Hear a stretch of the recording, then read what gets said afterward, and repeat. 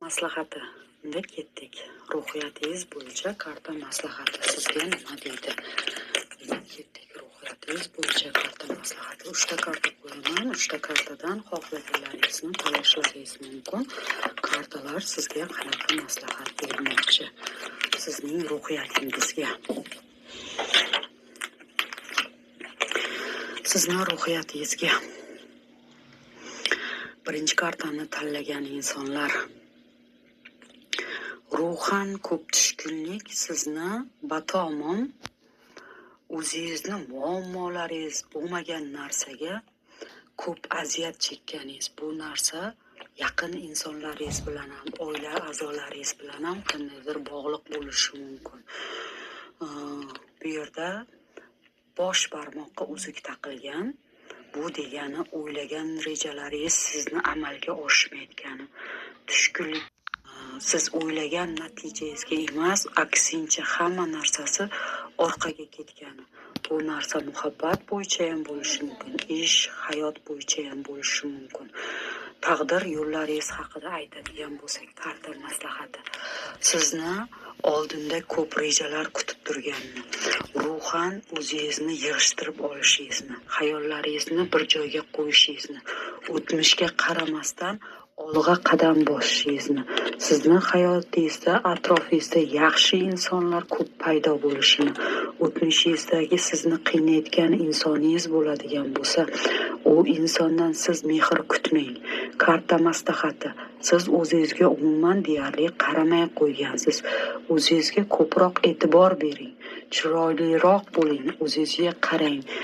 Kiyimlarni yaxshisini kiyishga harakat qiling. Boricha o'zingizni qo'lga oling. Hayotda sizni juda ham yaxshi narsalar kutib turibdi. Yorqin narsalarni kiyishga harakat qiling. Shunda sizning hayotingizda yorqin kunlaringiz oldinda bo'ladi. Ko'p jazavaga tushmang. Yomon qora narsalarni ko'p o'ylamang.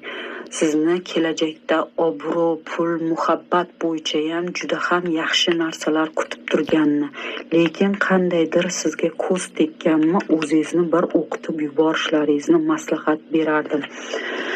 Sizni agar o'qitib yuboradigan bo'lsalaringiz, oldilaringizda juda ham yaxshi katta yo'l kutadi. Ayrimlarga o'qish, ish, oilaviy narsalar, kimlargadir uy, mashina, bitirilmay qolgan narsalar, kimlargadir yangi ish joyi bo'lishi mumkin, yangi karyera, yangi do'st, yangi inson yoki nima deydi? Agar sizni ancha vaqtlardan beri tanishgan insoningiz yo gaplashib yurgan insoningiz bilan muhabbatlaringiz uncha ko'nglingizdagidek balkim bo'lmayotgan bo'ladigan bo'lsa, chunki it bu eskitadan inson hisoblanadi. Bu degani u inson bilan yana oralaringiz tiklanishi. Ayrim insonlarda hayotida yaxshi inson paydo bo'lishi. Faqat siz ruhan va jismonan o'zingizga ozgina qarashingizni, oynaga qarashingizni, siz ko'p narsani hayotda uddalaganingizni ko'rsatyapti. Yana sizni oldingizda ko'p hayotingizda yaxshi narsalar kutib turganini ko'rsatyapti kartalarimiz. Lekin buning uchun siz ruhiy holatingizdan sizga uncha hech kim yordam bera olmaydi, chunki yolg'iz kuch kartasi ko'proq tushyapti. Qirolichamiz bu degani bu narsa o'zingizni qo'lingizdan keladi. O'tmishingizni unutishingizni sizlarga maslahat berardim. Kartalarimiz. Endi ikkinchisi. Ikkinchisi. Juda ham o'zingizga ko'p qaraysiz, ko'p oro berasiz. O'zingizga qaraganingiz tufayli yoningizdagi insonni ko'p rashkini keltirib, jahlini ko'p chiqarib qo'yishingiz mumkin. Tug'ilgan kun bazmlarda sizni atrofingizda odamlar ko'p bo'lishi mumkin. Karta maslahati. Yaqinlaringizga ko'proq e'tibor bering. Chunki sizdan qandaydir jazavaga tushib qolishi mumkin. Sizni oldingizda juda ham qandaydir hozir sizni yechilmayotgan muammongiz bo'ladigan bo'lsa, bahor oyida, chunki gullab turibdi. Bahor oyida sizni juda ham yaxshi yangilik kutadi. Buni yaqinlaringiz bilan qandaydir xursandchilikda balkim sizning juftingiz bo'lishi mumkin. Kimlargadir to'y, kimlargadir yangi juft, kimlargadir do'st. Lekin bu xursandchiligingizni kimlar bilandir nima deydi, birgalashib nishonlashingiz kartasi tushyapti. Bundan o'zingizga qandaydir faxrlanib qolasiz.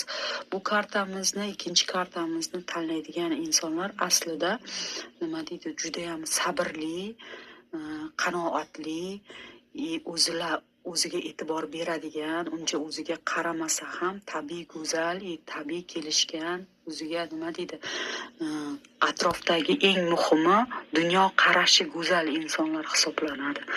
Sizning atrofingizda har doim odamlar ko'p bo'ladi, lekin bilib qo'ying, siz hammani o'zingizday deb o'ylamang, chunki hamma ham birdayin oqko'ngil emas. Boshqalarga yordam beraman deb o'zingizni ko'pincha tushkunlikka tushirib qo'yasiz. Sizga omad, pul ko'p keladi, lekin bitta narsa, omad pul ko'p kelgan taqdirda ham yaqinlaringiz uchun, boshqalar uchun yo do'stlaringiz uchun ko'p o'zingiz bilmagan holda yordam berib qo'yasizda, keyin o'zingiz jahl otiga, siz o'zingizni yordamingizga nisbatan rahmat eshitmagan bo'lsangiz asabiylashib qolishingiz mumkin. Shuning uchun hammani ham do'st bilavermang. Sizga kartalarimiz shunday maslahat beryapti, lekin siz juda ham omadli insonsiz. O'zingiz bilmagan holda g'oyibidan sizga tez-tez pul kelib turadi. Keyingisi 3-kartamizni tanlayotganlar. 3-kartamizni tanlayotganlar oilasi haqida menimcha juda ham ko'p o'ylaydi. Karta maslahatimiz: agar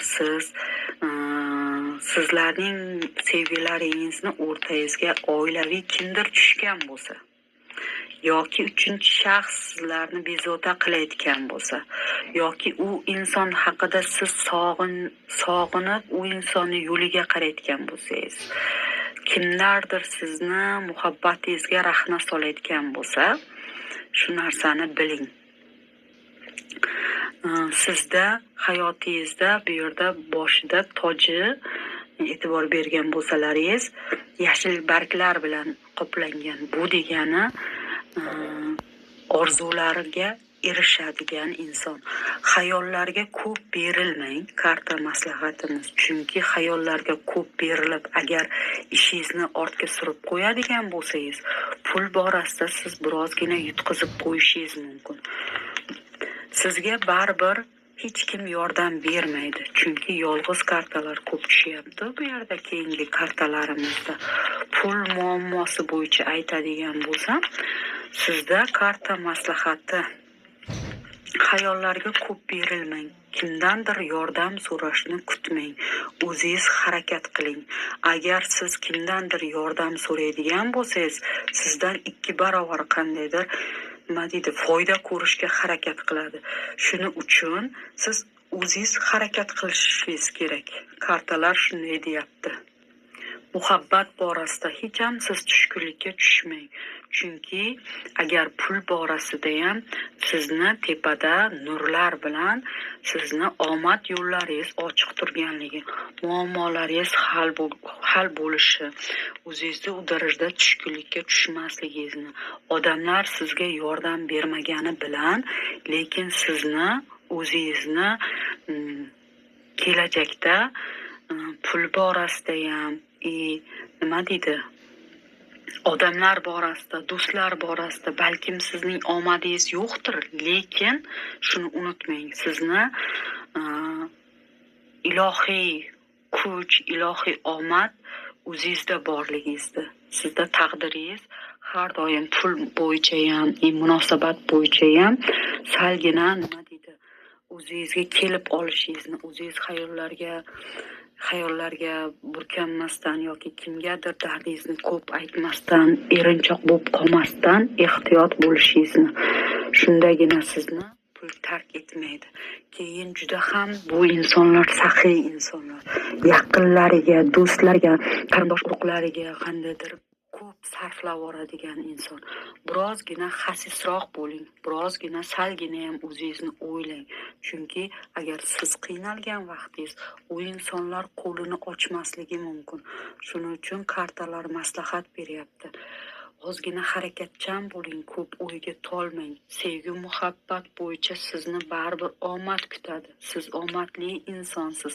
Faqat pul bo'yicha aytadigan bo'lsam, pul bo'yicha siz nima deydi, sal o'zingizni ham o'ylang. Atrofdagilarga sarflab yuborganingizdan keyin nima deydi, xafa bo'lib qolmang. Shunga o'xshagan karta tushyapti. Atrofdagilarga nima deydi, pulingizni sarflab qo'yib keyin afsuslanib qolmang. Pul bo'yicha o'zingizda judayam nima deydi, yaxshi yangiliklar pul bo'yicha ko'p bo'ladi. Faqat nima deydi, siz judayam ochiq ko'ngil insonsiz, odamlarga judayam yordam bergingiz keladi. Boringizni sochadigan insonlar. Shuning uchun ozgina o'zlaringizni ham o'ylang. Shunga o'xshagan karta chiqdi. Qandaydir sevgi borasida ko'p xayollarga toladigan, pul borasida yaqinlaridan hech narsani ayamaydigan inson. Keyin qandaydir o'zi yordam bergan vaqtda uni atrofida ko'p insonlar yo'q bo'lib qoladigan karta tushdi. Shuning uchun birinchi o'zingizni, keyin atrofdagilarni o'ylashlaringizni maslahat beradi kartalar. Lekin bilib qo'ying, balkim shu xarakteringiz evazigadir. Sizni ilohiy omadlaringiz juda ham ko'p. Agar sizni hozir nimadir o'ylantirayotgan bo'lsa, bu narsalaringizga tez kunlarda